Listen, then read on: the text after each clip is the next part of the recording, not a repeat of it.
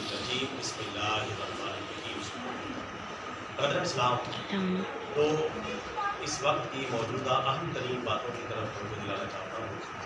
Number 1, हिंदुओं का त्यौहार होली दिवाली, और नंबर 2, पतंगबाजी। इन दो चीज़ों के हवाले से जो इस्लामी नुक्ता नज़र से जो शरई हुक्म है वो आपकी खिदमत में पेश करना चाहूँगा। क्योंकि फरवरी और मार्च के दिनों के अंदर ही ये दोनों जो तकरीबात हैं मुनक़िद होती हैं, और हिंदुओं के ये दोनों त्यौहार जो है वो आमतौर पर मनाए जाते हैं, अपनाए जाते हैं।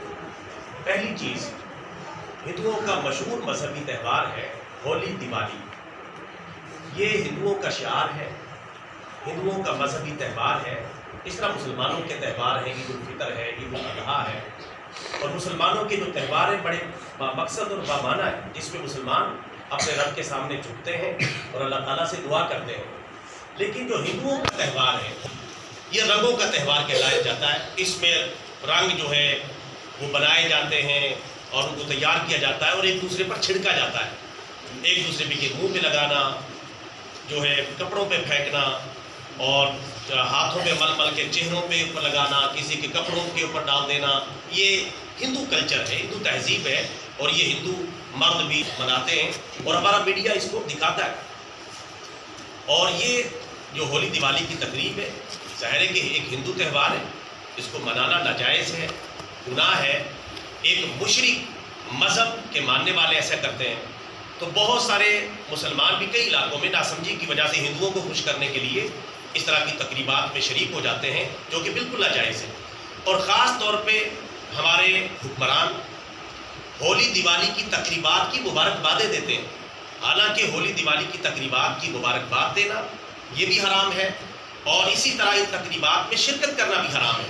लेकिन हमारे जो हुक्मरान, चाहे वज़ीर आज़म हो, वज़ीर आला हो, और गवर्नर हो, इस तरह के लोग जो हैं उनको जाके मुबारकबाद देते हैं, बल्कि उनके साथ मिलकर वो काम करते हैं, अपने ऊपर भी रंग छिड़कते हैं, उनके ऊपर भी रंग फेंकते हैं और उनके साथ घुल मिल जाते हैं। जी हम अपनी हिंदू बरादरी को जो है वो उसकी खुशियों में बराबर के शरीक हैं, फलां ये वो, इस तरह की चीज़ें।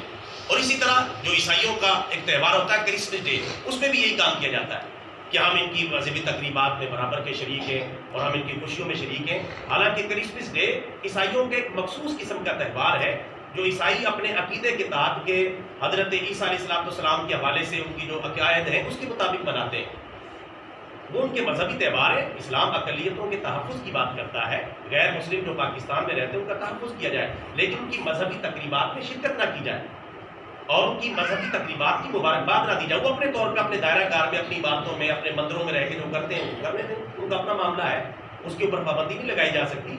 लेकिन मुस्लिम हुक्मरानों का इन कामों के अंदर शरीक होना, और बाकायदा अल्लाह माफ़ फरमाए, कई हमारे हुक्मरान ऐसे गुजरे उनको राज़ी करने के लिए बाकायदा बुतों के ऊपर जो है नजराने चढ़ा रहे हैं, उनकी तकरीबात में शिरकत कर रहे हैं, हिंदू राज़ी हो रहे हैं, खुश हो रहे हैं, और इस तरीके से वो अपना अल्लाह माफ़ फरमाए जो नुकसान करते हैं और अपनी आखिरत का नुकसान करते हैं। तो ये कुफ्रिया त्यौहार है, इनमें शिरकत से खुद भी बचना चाहिए और दूसरों को भी बचाना चाहिए। अब ये कल से ही इस तरह की तकरीबात शुरू हुई हैं, और ये हिंदू गुंडे कल से जो है भारत के अंदर, हिंदुस्तान के अंदर कई जगह मुसलमानों को तकलीफ पहुंचा रहे हैं। ऐसे किसी मुसलमान को पकड़ लिया, घेर लिया, हालांकि मुसलमानों के तो रमज़ान के रोज़े चल रहे हैं। अब कल का एक वाक़या हिंदुस्तान के सूबे उत्तर प्रदेश के अंदर एक मुस्लिम ख़ानदान, एक आदमी जो है अपनी गालिबन उनकी वालदा थी ये और एक उनकी बीवी थी, उनको पीछे बिठा के मोटरसाइकिल में जा रहा है। अचानक हिंदू गुंडों ने उसको घेरा और रंग के अंदर जो है वो रंग की बाल्टियाँ और रंग के हाथ डुबो के उस आदमी के ऊपर ज़बरदस्ती जो मोटरसाइकिल चला रहा उसका सारा मुँह जो है रंगीन कर दिया।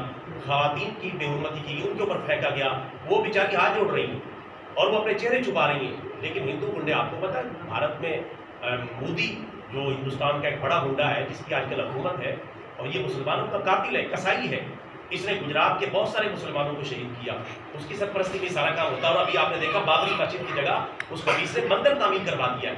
हालांकि बाबरी मस्जिद मुसलमानों ने तामीर की थी, ये बाबर जो मुगल हुक्मरान था उसके दौर से चली आ रही थी। उसने ज़बरदस्ती वहाँ करके मुसलमानों को लाचार करके, मजबूर करके बाबरी मस्जिद को गिराया, जो तारीखी मस्जिद थी, और वहाँ एक मंदिर तामीर करवा जहाँ बुतों की पूजा पाठ हो रही है, और मुसलमानों ने कोई खास एहतियाज नहीं किया, बल्कि मुसलमान इन काफिरों को राजी करने के लिए कई जगह मंदिर बना रहे हैं। जिस तरह के अरब अमारात के अंदर अरब के हुक्मरानों ने मंदिर बना के दिए हिंदुओं को। रसूल पाक सल्लल्लाहु अलैहि वसल्लम ने फरमाया उस वक्त तक क़यामत नहीं आएगी جب تک میری امت کے کچھ افراد دوبارہ بت پرستی نہ شروع کر دیں. اور یہ آج ہم اپنی آنکھوں سے دیکھ رہے ہیں. رسول پاک کا ایک فرمان جو ہے وہ سچا ثابت ہو رہا ہے. تو بہرحال خلاصہ کلام یہ کہ ہولی دیوالی کی تقریبات میں شریک ہونا اور ان کی مبارکباد دینا بالکل ناجائز اور گناہ ہے، اور مسلمان اس حوالے سے ہندوستان کے بہت پریشان ہیں. اللہ تعالیٰ ہمارے ہندوستانی مسلمان بھائیوں کے لیے آسانیاں پیدا کرے. اللہ کرے کہ ہندوستان کے اور ٹکڑے ہوں اور ان میں سے اور مسلم ریاستیں بنیں، جس طرح پاکستان بنائے اور مسلم ریاستیں بنے،